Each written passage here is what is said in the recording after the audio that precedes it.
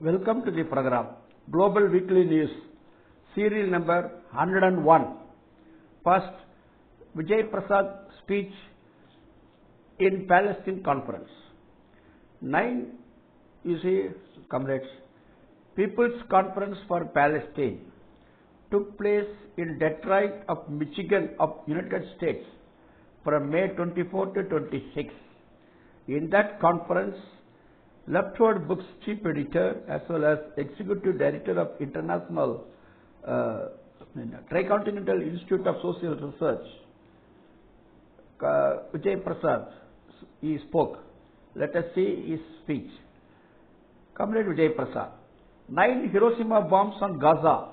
9 bombs brutal, hideous, dirty war. When the Russians entered Ukraine, the global North leaders were so upset that there are no images coming out of Ukraine that are like the images coming out of Gaza. Since Israel understands what bombing is, they bomb like US bombed Iraq and Afghanistan.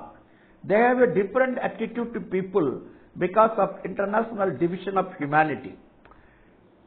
They don't see us as real people, and that is the reason we are so particularly upset by the nature of bombing, costly, wretched Israeli war machine against Palestinians in Gaza.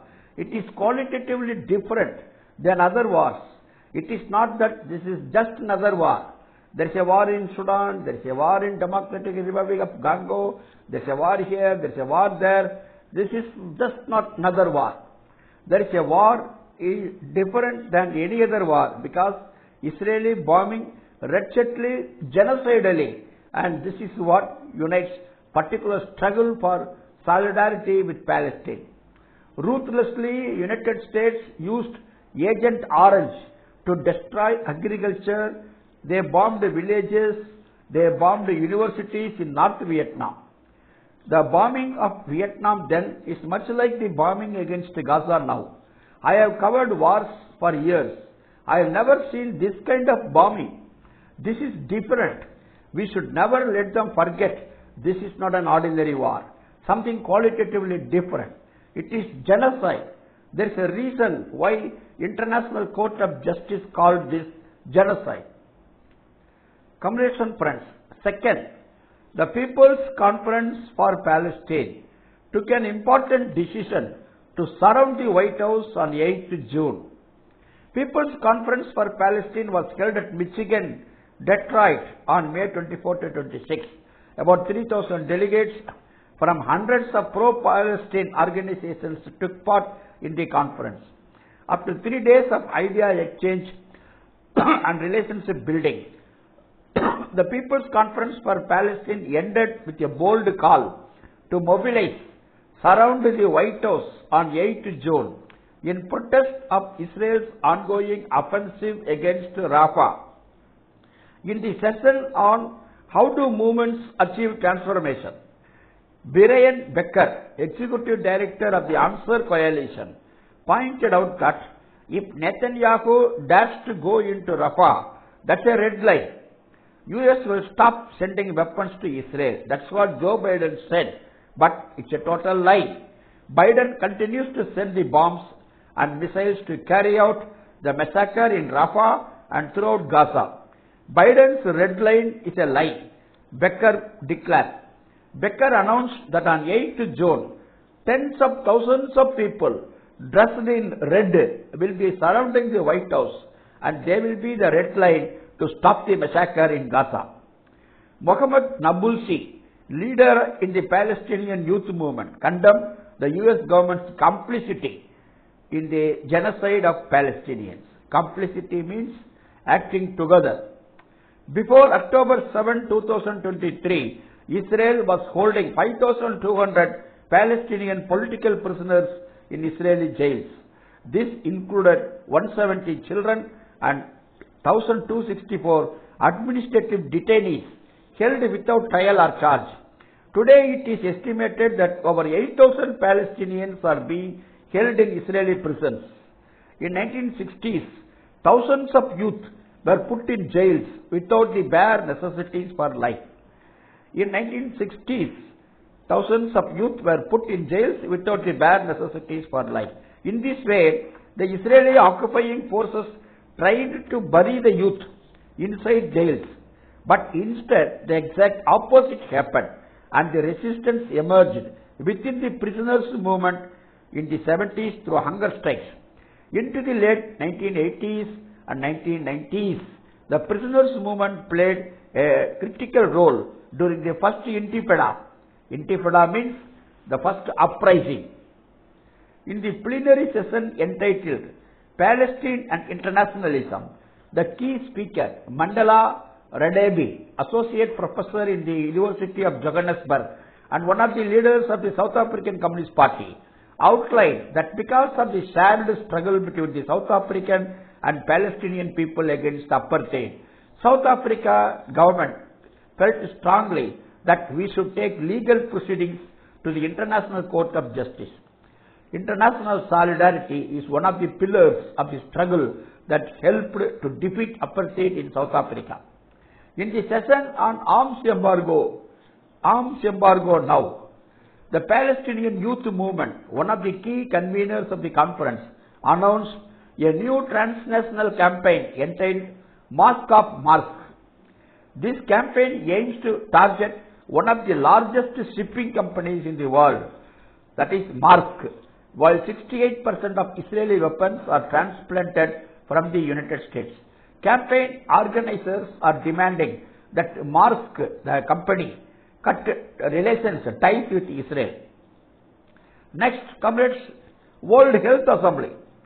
77th World Health Assembly began in Geneva on 27th May as delegates from nearly 200 countries convened to discuss global health priorities. 3 years of intense negotiations reached yet another impasse. Impasse means stagnation. High-income countries clashed with lower income nations, refusing to prioritize global solidarity over their pharmaceutical industries. The pandemic treaty, intended to create a fairer and more effective global response to health emergencies than seen during COVID-19 pandemic, has been a contentious topic. Delegates discussed about World Health Organization's financial stability and the health impacts of the climate crisis. The path forward involves strengthening publicly owned health services and state-run institutions for developing and producing medicines and health technologies. As Brazil's delegate emphasized during discussions on health equity, health is not a commodity to be bought. Nowhere is inequality more offensive than in health. Comrades, next, there was two-day exercise by China, military exercise around Taiwan. Though Taiwan is internationally recognized as part of China, People's Republic of China, PRC, successive US administrations have openly backed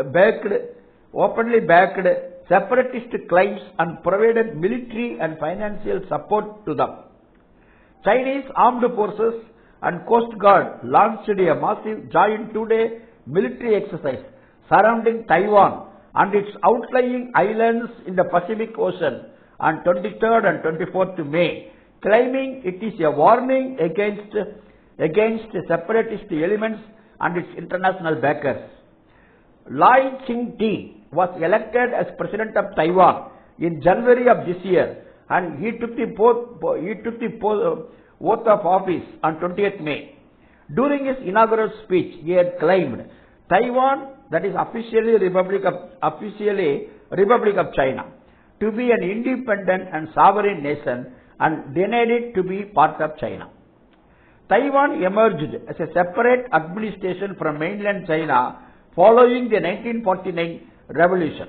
The majority of the world community nevertheless considers Taiwan as part of Chinese territory, and China has expressed a desire to reunify the country, which has been opposed by certain political groups in Taiwan, including Lai Ching-te's Democratic Progressive Party. Despite officially adhering to One China policy, various top-level US officials have made visits to the island despite strong Chinese opposition. In 2022 August, the then Speaker of the House of Representatives, Nancy Pelosi, visited Taiwan, provoking several military drills by the Chinese in the region. The US Congress has adopted bills providing financial aid for Taiwan's security, including the one last month. US armed forces have also carried out joint military exercises with Taiwanese forces, and the US has sold billions of dollars of weapons to the Taiwanese military. China terms all these moves as provocation and a violation of its one China policy. Comrades, next we are going to see elections in Iran. President Ibrahim Raisi, at the age of 63, died in a helicopter crash on 19th May. As per Article 131 of the Iranian Constitution, in case of the death of an incumbent president, fresh elections have to happen within 50 days. The Election Commission has agreed to hold the presidential elections beginning from 28 June. Results will be announced on 8th July. Vice President will continue to serve as interim president of Iran until the new president is elected. Ibrahim Raisi was elected as president of Iran in June 2021 with 61% of votes. Raisi followed an anti-imperialist agenda.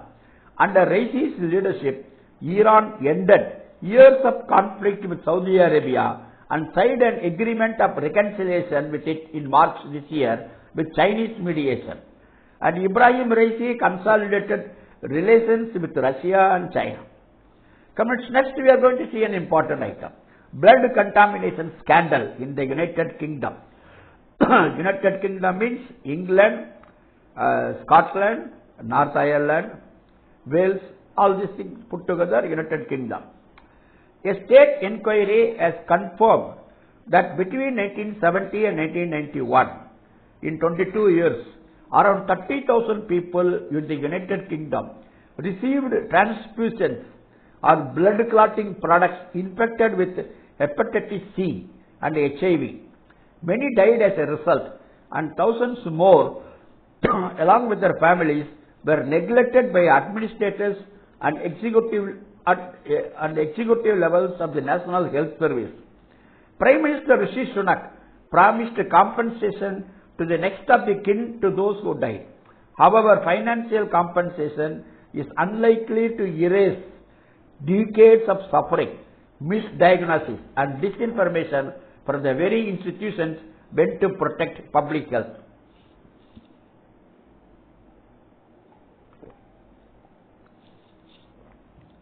Comrades, even after health officials and governments became aware of the risk associated with using untested blood and blood products, in the 1970s, approximately 50% of Britain's blood supply was imported.